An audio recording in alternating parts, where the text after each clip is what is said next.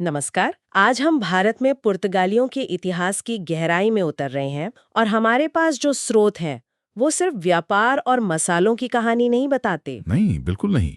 ये तो धर्म, राजनीति, जिद और सत्ता के टकराव की एक बहुत ही जटिल दास्तान है। हाँ, एक ऐसी दास्तान जिसने भारतीय उपमहाद्वीप का नक्शा ही हमेशा के लिए बदल दिया। मतलब ये कहानी है कि कैसे एक यूरोपीय शक्ति समंदर के रास्ते भारत आई, फिर वो मुगल दरबार के सबसे ऊंचे गलियारों तक पहुंची। और फिर उतनी ही तेजी से अपना असर खो बैठी। तो आज हम क्या समझने की कोशिश कर रहे हैं? हम ये देखेंगे कि पुर्तगाली भारत आए क्यों थे, मुगलों के साथ उनके रिश्ते इतने उतार चढ़ाव भरे क्यों रहे, और आखिर में ऐसा क्या हुआ कि जो सबसे पहले आए वो सबसे ताकतवर नहीं बन पाए। और हाँ, भारत पर उनकी क्या छाप रह गई। हाँ, और ये छाप बहुत मिली जुली है। हम उनकी पूरी यात्रा को देखेंगे, एक हाथ में तलवार और दूसरे में क्रॉस लेकर आने से लेकर भारतीय कला और युद्ध की रणनीतियों पर अपनी एक अलग विरासत छोड़ने तक। तो फिर यहीं से शुरू करते हैं। उनके आने का असल मकसद था क्या? देखिए, हमारे स्रोत साफ बताते हैं कि जब पुर्तगाली पूरब आए तो उनके दिमाग में सिर्फ मसाले नहीं थे। अच्छा। उनका एक बहुत बड़ा मकसद था ईसाई धर्म का प्रचार करना और अपने पुराने दुश्मन, जिन्हें वो मूर्स कहते थे, मतलब अरब और मुस्लिम व्यापारी, उन्हें इस पूरे इलाके से बाहर करना। तो ये एक तरह का धर्म युद्ध था जिसे वे समंदर के रास्ते लड़ रहे थे। बिल्कुल। और दिलचस्प बात यह है कि शुरुआत में वे हिंदुओं के प्रति उतने कट्टर नहीं थे। उनका मुख्य निशाना मुस्लिम व्यापारी थे, जिन्होंने हिंद महासागर के व्यापार पर कब्जा कर रखा था। हाँ। लेकिन ये रवैया खासकर गोवा में ज्यादा दिन चला नहीं। जब वहां इंक्विजिशन यानी धर्माधिकरण की शुरुआत हुई तो उनकी धार्मिक असहिष्णुता का असली चेहरा सामने आया। लेकिन यहाँ एक बड़ा दिलचस्प मोड़ आता है।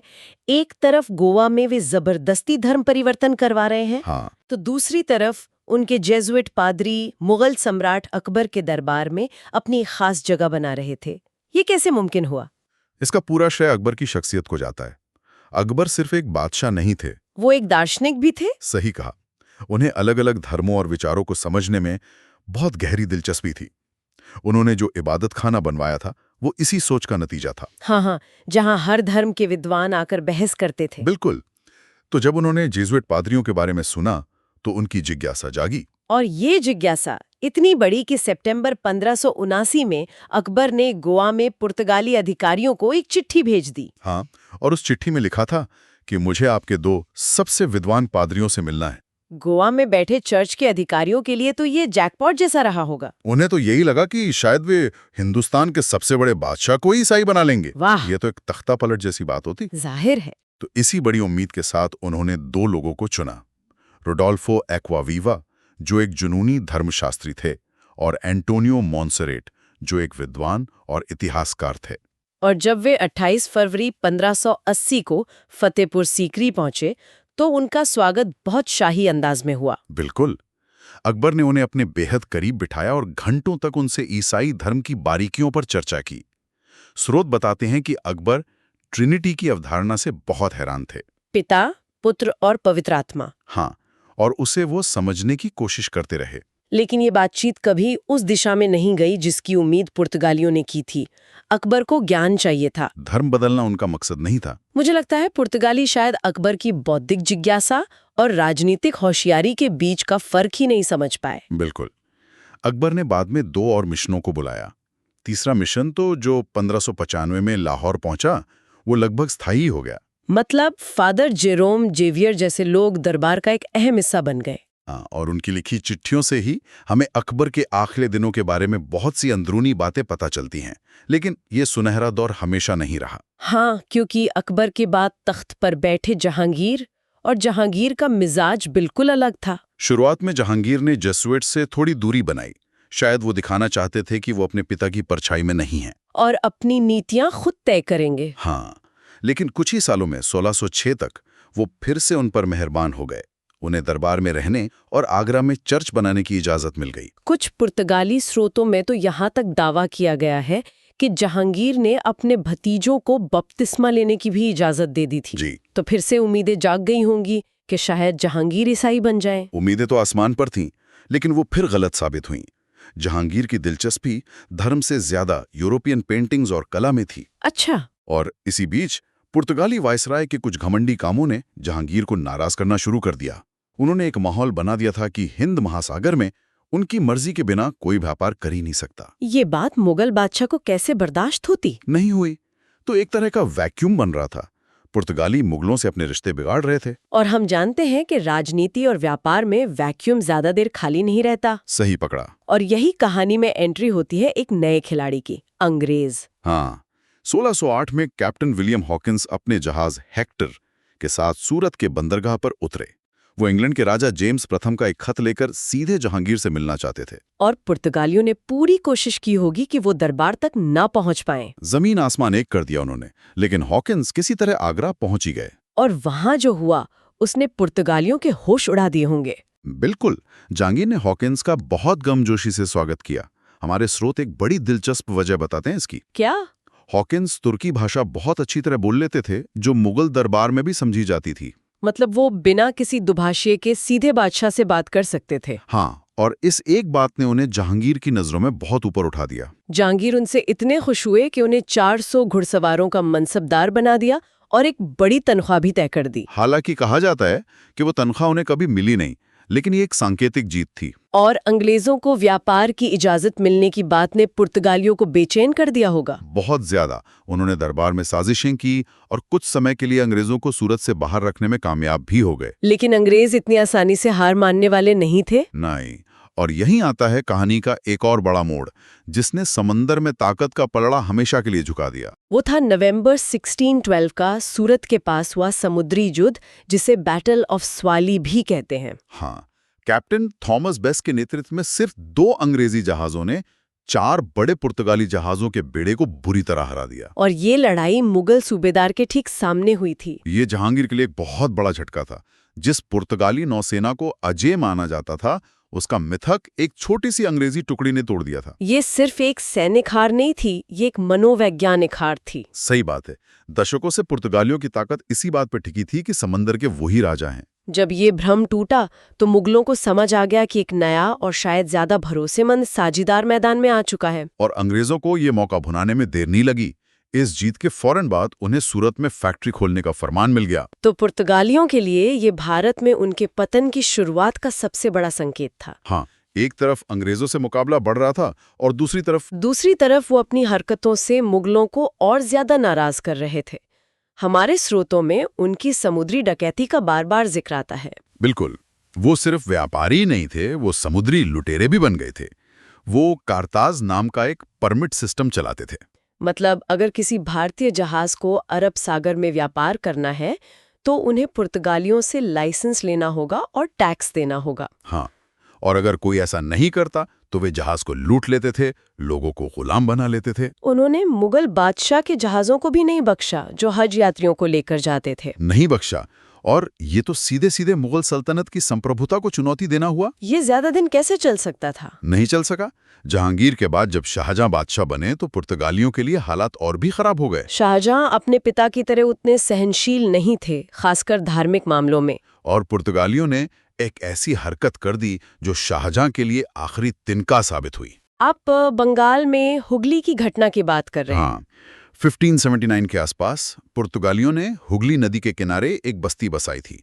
धीरे धीरे उन्होंने उसे एक मजबूत किलेबंद शहर में बदल दिया। और वहां नमक के व्यापार पर अपना एकाधिकार कर लिया, अपना अलग कस्टम हाउस बना लिया। और हर आने जाने वाले जहाज से टैक्स वसूलने लगे। लेकिन बात सिर्फ व्यापार तक सीमित नहीं थी। स्रोत बताते हैं कि उन्होंने एक बहुत ही क्रूर दास व्यापार शुरू कर दिया था। हाँ, वे आसपास के गांवों से हिंदू और मुस्लिम बच्चों को अगवा करते थे या खरीदते थे और फिर उन्हें ईसाई बनाकर बेच देते थे। और उनकी सबसे बड़ी गलती ये थी कि उन्होंने मुमताज महल की 2 दासियों को भी अगवा कर लिया। अच्छा। जब ये खबर शाहजहां तक पहुंची तो उनका गुस्सा 7वें आसमान पर था। उन्होंने फौरन बंगाल के मुगल गवर्नर कासिम खान को हुगली पर हमला करने का हुक्म दिया। और जो हुआ वो पुर्तगालियों के लिए एक भयानक सबक था। 1632 में मुगल सेना ने हुगली को 3 महीने तक घेरे रखा। बहुत ही खूनी लड़ाई थी वो। आखिरकार मुगलों की जीत हुई। हाँ, करीब 400 पुर्तगालियों को बंदी बनाकर आगरा लाया गया। वहां उनके सामने 2 विकल्प रखे गए, या तो इस्लाम कबूल करो या जिंदगी भर के लिए गुलाम बन जाओ। ज्यादातर ने कैद में ही धीरे धीरे दम तोड़ दिया। हुगली की यह घटना पूरे हिंदुस्तान में पुर्तगाली ताकत के ताबूत में आखिरी कील जैसी थी। तो अब तस्वीर साफ होती जा रही है। उनकी धार्मिक कट्टरता, समुद्री डकैती और अंग्रेजों और डचों जैसी नई शक्तियों का आना, ये सब उनके पतन के बड़े कारण थे। हाँ, लेकिन कुछ और भी वजहें थीं। एक बड़ा कारण था ब्राजील की खोज। अच्छा, उसका क्या लेना देना था? अचानक पुर्तगाल का ध्यान पूरब से हटकर पश्चिम की ओर चला गया। ब्राजील की सोने की खदानें और चीनी के बागान उन्हें भारत के मसाला व्यापार से ज्यादा आकर्षक लगने लगे। मतलब भारत उनके लिए प्राथमिकता नहीं रहा। बिल्कुल। उनका निवेश, उनके सबसे अच्छे लोग, सब पश्चिम की ओर जाने लगे। और भी कुछ था? हाँ, 1580 में पुर्तगाल पर स्पेन का कब्जा हो गया। इस वजह से पुर्तगाल स्पेन के दुश्मनों यानी इंग्लैंड और हॉलैंड का भी दुश्मन बन गया। तो अब ये सिर्फ एक व्यापारिक लड़ाई नहीं रही। ये एक यूरोपीय युद्ध बन गया जो भारत के तटों पर लड़ा जा रहा था, और इस लड़ाई के लिए डच और अंग्रेजों के पास पुर्तगालियों से कहीं ज्यादा संसाधन थे। और एक बात जो मुझे स्रोतों में बहुत दिलचस्प लगी वो है उनका अंदरूनी भ्रष्टाचार। हाँ, पुर्तगाली गवर्नर अल्फांसो डी सूजा का एक मशहूर कथन है। 1540 के दशक में उन्होंने लिखा था, पुर्तगाली एक हाथ में तलवार और दूसरे में क्रूस लेकर भारत आए थे। जब उन्हें यहाँ बहुत सोना मिला तो उन्होंने अपनी जेबें भरने के लिए क्रूस को एक तरफ रख दिया। और जब उनकी जेबें इतनी भारी हो गईं कि एक हाथ से नहीं संभल रही थी तो उन्होंने तलवार भी गिरा दी। ये कुछ ही शब्दों में उनके पतन की पूरी कहानी है। लालच और भ्रष्टाचार ने उनके शुरुआती मिशन को अंदर से खोखला कर दिया था। तो उनके आने से लेके पतन तक की कहानी तो हमने समझ ली। अब सवाल ये उठता है कि भारत पर उनकी विरासत क्या रही? उनकी विरासत, जैसे मैंने शुरू में कहा था, बहुत मिलीजुली है लेकिन बहुत गहरी है। सबसे बड़ा योगदान क्या मानेंगे आप? शायद उनका सबसे बड़ा और स्थायी योगदान था नौसेना की अहमियत को स्थापित करना। चोल साम्राज्य के बाद पुर्तगाली पहले थे जिन्होंने ये दिखाया कि असली ताकत जमीन पर नहीं बल्कि समंदर पर कब्जा करने में है। मतलब उन्होंने भारत को सी पावर का कॉन्सेप्ट सिखाया। बिल्कुल। ये पहली बार था कि कोई विदेशी ताकत जहाजों पर तोपें लगाकर भारत में दाखिल हुई थी।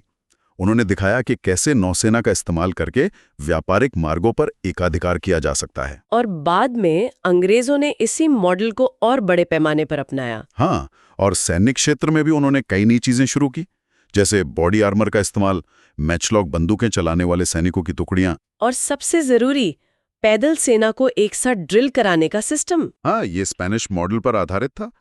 इसमें सैनिकों को एक अनुशासित इकाई की तरह लड़ना सिखाया जाता था। इसने युद्ध का तरीका ही बदल दिया। और संस्कृति के क्षेत्र में क्या उनकी छाप सिर्फ गोवा के चर्चों तक ही सीमित है? गोवा के चर्च तो हैं ही, लेकिन उनका असर उससे कहीं ज्यादा है। वो अपने साथ यूरोपीय कला लेकर आए। अच्छा। जो मिशनरी और चर्च थे वे सिर्फ धर्म प्रचारक नहीं थे, बल्कि भारत में चित्रकारों, मूर्तिकारों और नक्काशी करने वालों के शिक्षक और संरक्षक भी बने। और सिर्फ कला ही नहीं, मुझे लगता है हमारी रसोई में भी उनकी एक स्थायी विरासत है। अरे हाँ, ये तो कमाल की बात है। आलू, टमाटर, तंबाकू, अनानास, काजू, ये सब चीजें पुर्तगाली ही भारत लेकर आए थे। तो कुल मिलाकर ये एक ऐसी शक्ति की कहानी है जो बड़ी उम्मीदों के साथ आई, जिसने भारत के समुद्री और सैनिक नजरिए को बदल दिया, लेकिन आखिरकार अपनी ही कट्टरता, भ्रष्टाचार और बढ़ती प्रतिस्पर्धा के बोझ तले दब गई। उनकी विरासत एक चेतावनी भी है और एक सबक भी।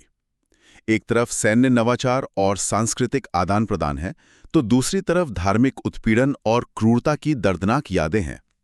उनकी कहानी इस बात का एक बेहतरीन उदाहरण है कि कैसे शुरुआती बढ़त को गमाया जा सकता है। हाँ, उनके पास दूसरों से पहले शुरू करने का फायदा था, लेकिन उनकी कठोर नीतियां और बदलते वक्त के साथ खुद को न ढाल पाना उनके पतन का कारण बना।